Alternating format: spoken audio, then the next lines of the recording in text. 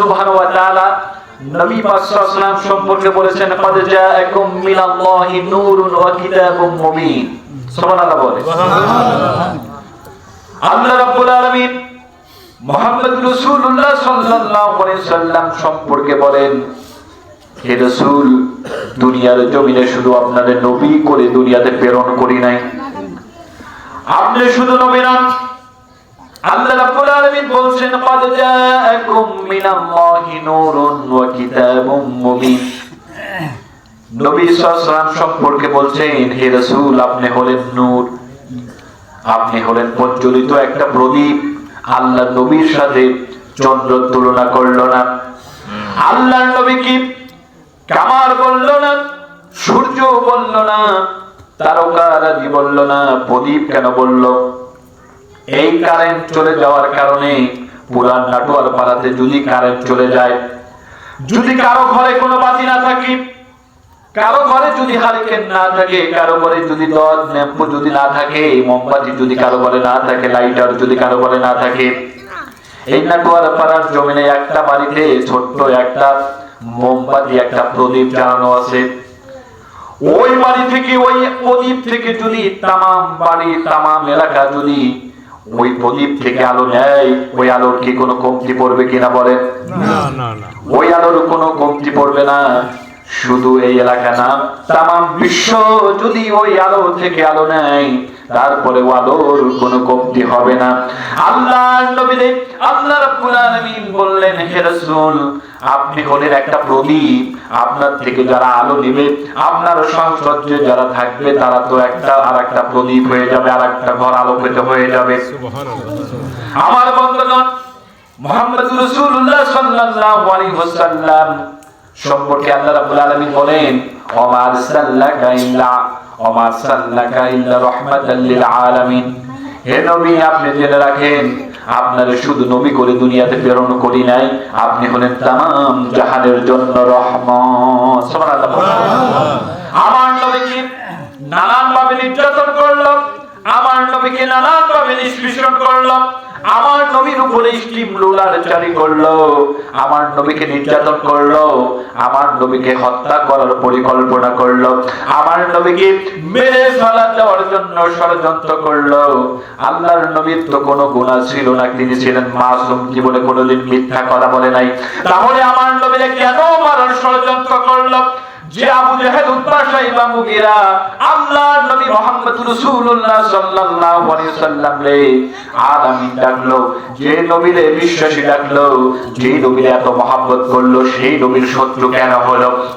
আমার বন্ধুগণ, গারে সুরে জবালে নূরে যখন মুহাম্মদ রাসূলুল্লাহ সাল্লাল্লাহু আলাইহি ওয়াসাল্লামের উপরে কোরআনুল কারীমের 5টি আয়াত নাযিল হলো, যখন তিনি রিসালাত প্রাপ্ত হলেন, যখন তিনি কালেমার বাণী মানুষের কাছে ছড়িয়ে দেওয়া লাগলো, যখন তিনি লা ইলাহা ইল্লাল্লাহ মুহাম্মাদুর রাসূলুল্লাহ সাল্লাল্লাহু আলাইহি ওয়াসাল্লাম মানুষের দ্বারে দ্বারে পৌঁছে দিল, যেই মানুষগুলো তারে আলামিন বলা ডাকলো, যেই মানুষগুলো তার বিশ্বাসী বলে ডাকতো, সেই মানুষগুলো মুহাম্মাদুর রাসূলুল্লাহ সাল্লাল্লাহু আলাইহি ওয়াসাল্লামের বিরোধিতা করলো।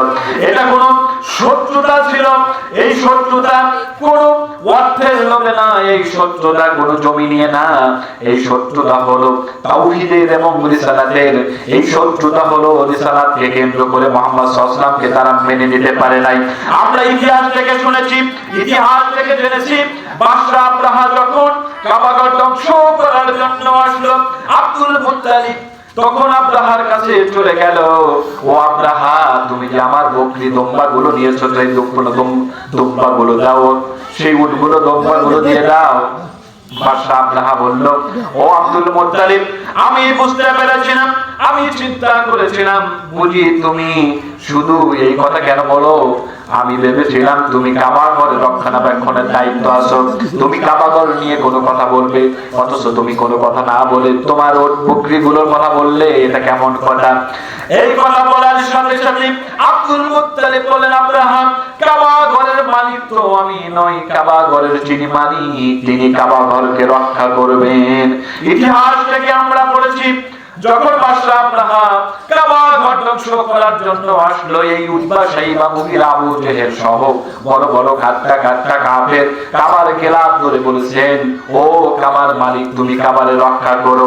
এই হাদিস থেকে, এই ঘটনা থেকে আমরা বুঝতে পারি কাফেরেরা, ওই বেঈমানেরা একজন সৃষ্টিকর্তা আছে তার বিশ্বাস করত, কিন্তু তারা কাফের হলো কেমন করে? তার একমাত্র কারণ আমার নবীর রিসালাতকে তারা মানে নাই। কথা ঠিক কি না? আল্লাহরে মানলেই শুধু হবে না, আল্লাহরে স্বীকার করলেই শুধু হবে না, মুসলমান হতে গেলে মুহাম্মদ রাসূলুল্লাহ সাল্লাল্লাহু আলাইহি সাল্লামকে মানতে হবে। কথা ঠিক কি না? আমার নবী রাসূল পাক সাল্লাল্লাহু আলাইহি ওয়াসাল্লাম যখন তিনি মদিনাতুল মুনাওয়ারা থেকে, মক্কা থেকে যখন তিনি তায়েফের জমিনে গেলেন, তায়েফের জমিনে করুণ ইতিহাস। আমার নবী সাল্লাল্লাহু আলাইহি সাল্লামের উপরে পাথর নিক্ষেপ করলো, তবে মাজনুন বলে আখ্যা দিল। এত সুন্দর চেহারা, আমার নবীর গায়ে কখনো মশা মাছি বসতো না, আমার নবীর গায়ে কখনো পোকামাকড় বসতো না। সেই সুন্দর চেহারায়, সেই সুন্দর চেহারা মোবারকে কাফের বেঈমানেরা পাথর নিক্ষেপ করলো। ওই তায়েফবাসী গুলো আল্লাহর নবীর পিছে পিছে কিছু দুষ্ট ছেড়ে পেলে জ্বালিয়ে দিল, পাঠাইয়া দিল। তারা পাথর নিক্ষেপ করলো হুজুরের দাঁত মোবারক। হুজুর অনেক সময় বেহুশ হয়ে পড়লেন। আল্লাহর নবীর কাছে হযরত জিবরাইল আমিন আসলেন, এসে বলছেন, ইয়া রাসূলুল্লাহ, ইয়া হাবিবাল্লাহ, ওয়াদার করে তায়েফটারে উলটপালট করে দেই। আল্লাহর নবী বলেন, ওরে জিবরাইল, আল্লাহ রাব্বুল আলামিন তোমারে উলটপালট করার জন্য, ধ্বংস করার জন্য পাঠায় নাই। আল্লাহর হাবিব শুধু বলল, যে জাতি তার নবীকে চিনতে পারে না, তার রাসূলকে চিনতে পারে না, সেই জাতির কপাল কিভাবে প্রসন্ন হবে? কথা ঠিক না? আমার বন্ধুগণ, এত কথা কেন আমরা বললাম?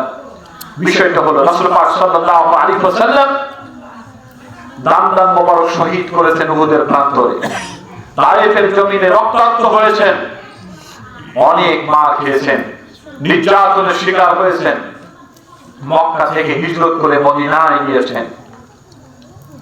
তিনি তার গালে এক গালে চট দিলে আর এক গাল বাড়িয়ে দিতেন, কিন্তু প্রয়োজনে রাসূল পাক সাল্লাল্লাহু আলাইহি সাল্লাম ইসলামের জন্য, কোরআনের জন্য তিনি 27টি যুদ্ধের সেনাপতি দায়িত্ব পালন করেছেন। সুবহানাল্লাহ বলেন।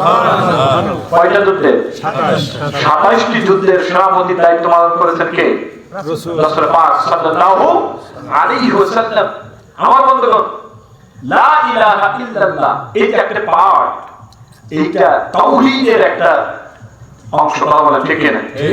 যত দ্বন্দ্ব, যত কলহ, যত হানাহানি, যত মারামারি, ওই সময় থেকে শুরু করে এই সময় পর্যন্ত এই একমাত্র তাওহীদের কথা মানুষের কাছে পৌঁছে দিয়েছে আলেম ওলামা। তার কারণে আজকে তারা নির্যাতনের শিকার হয়েছিল। কথা বলে ঠিক না? বলেছেন কি লা ইলাহা ইল্লাল্লাহ মানে কি আল্লাহ ছাড়া কোনো আইন দাতা নাই। কথা বলে ঠিক না? অনেকে বলে যে হুজুররা রাজনীতি করে কেন? কবরে 3টি প্রশ্নই রাজনৈতিক, কবরে 3টো প্রশ্নই আধ্যাত্মিক জগতে। আপনি যে যে দলের সে সেই দলের নিতে পারবেন। আমি আপনাকে বলি, কবরে 3টি প্রশ্ন রাজনৈতিক। কেমন? প্রথমে প্রশ্ন করবে মান রাব্বুকা। কথা বলে ঠিক না? প্রথম প্রশ্ন কি করবে? মান রাব্বুকা, তোমার রব কে? এর অর্থ হলো লা ইলাহা ইল্লাল্লাহ, আল্লাহ ছাড়া কোনো মাবুদ নাই, আল্লাহ ছাড়া কোনো আইনদাতা নাই, আল্লাহ ছাড়া কোনো বিধানদাতা নাই, আল্লাহ ছাড়া কোনো রিজিক ফয়সালাকারী নাই। কথা বলে ঠিক না? আল্লাহ বলেন ওমান লাম ইয়াহকুম বিমা আনজালাল্লাহু ফাউলাইকা হুমুল কাফিরুন, যারা আল্লাহর আইন ছাড়া নিজেদের তৈরিকৃত মতবাদ দিয়ে বিচার করে ওই লোকটা কাফের। ওই লোকটা কি? কাফের। কে বলছে? আল্লাহ সুবহানাহু ওয়া তাআলা। আমার বন্ধুগণ, সমাজে চুরি হয়, ইসলাম কি বলছে জানেন? ওয়াসারিকু ওয়াসারিকাতি, যদি পুরুষ চোর এবং নারী চোর যদি হয়, আর যদি তারা পেশাগতভাবে চুরি করে, তাহলে তাদের হাত কেটে দাও। কথা বলে ঠিক না?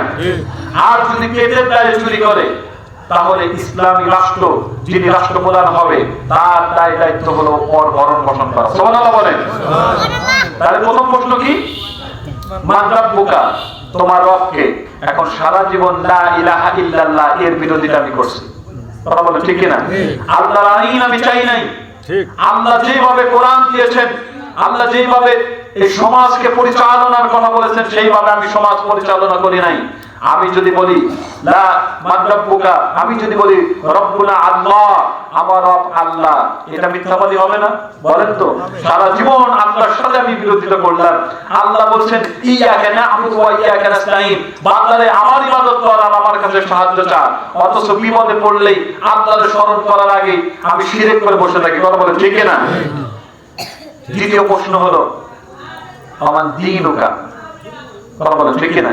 তোমার দ্বীন কি? আমি বললাম দ্বীন ওরা ইসলাম।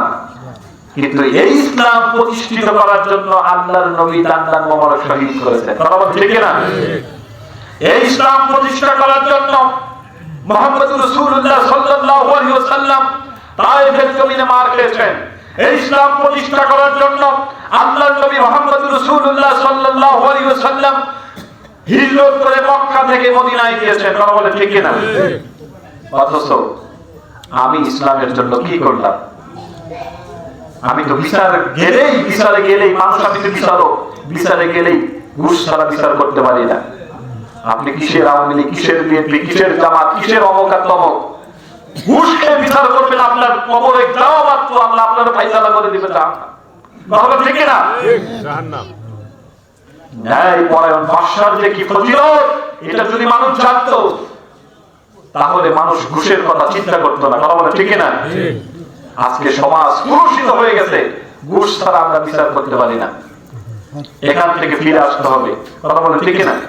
তৃতীয় প্রশ্ন হলো আমান নবিয়ুকা, তোমার নবীকে? বললাম নবিয়ুনা মুহাম্মদ সাল্লাল্লাহু আলাইহি ওয়াসাল্লাম। অথবা বলবে হাজা রাজুল, এই লোকটাকে চেনো, এই লোকটাকে জানো। এখন নবী সাল্লাল্লাহু আলাইহি ওয়াসাল্লামের সাথে আমার কোনো সম্পর্ক ছিল না। আমার নবী মানুষের সাথে খারাপ ব্যবহার কখনো করতেন না। আমার নবী কখনো, আল্লাহর নবী বলেছেন লা ইয়ারহামুল্লাহু মান লাম ইয়ারহামুন নাস, যার আচরণে মানুষ সন্তুষ্ট না আল্লাহ তার উপরে সন্তুষ্ট না, যার ব্যবহারে মানুষ সন্তুষ্ট আল্লাহ তার উপরে সন্তুষ্ট। সুবহানাল্লাহ বলেন। আপনি মেম্বার, চেয়ারম্যান, এমপি হয়ে কি করবেন মানুষ যদি আপনার উপর অসন্তুষ্ট থাকে? ঠিক কথা বলেন ঠিক না? এই জন্য যে যে পজিশনে আছে সেখান থেকে মানুষের সাথে কি করতে হবে? ভালো ব্যবহার করতে হবে। শিখিয়েছেন কে? মুহাম্মদুর রাসূলুল্লাহ সাল্লাল্লাহু আলাইহি ওয়াসাল্লাম। তাহলে কবরে এই প্রশ্নগুলো যদি হয় এমন, আর আমার জীবন যাপন কেমন, কথা বলে ঠিক।